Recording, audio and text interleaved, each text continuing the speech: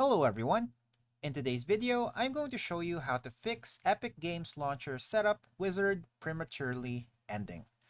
So first up, you can try to ensure you have the latest version of the .NET framework installed. So just search for .NET Framework 4.8 on your browser right here. And then make sure you have it installed. You can also have it installed from your Microsoft. So just look for it on your browser and you should be able to see it on the first few results. Next, you can also try to remove any existing Epic Games folders from previous installations.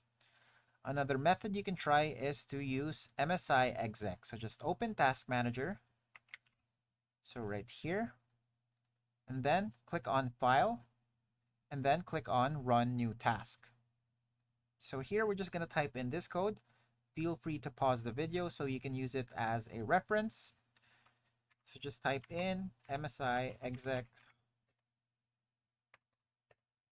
then just follow along the code right here and then press enter. Next, you can also try changing the installation destination. So try installing the launcher to a different directory. And if you have any antivirus, try to temporarily disable it during the installation. Now, finally, you can also try downloading Epic Games from Microsoft Store. So just open your Microsoft Store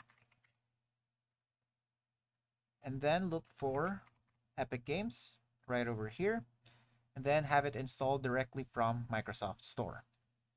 And that's it for today. Thanks for tuning in, and I'll see you next time.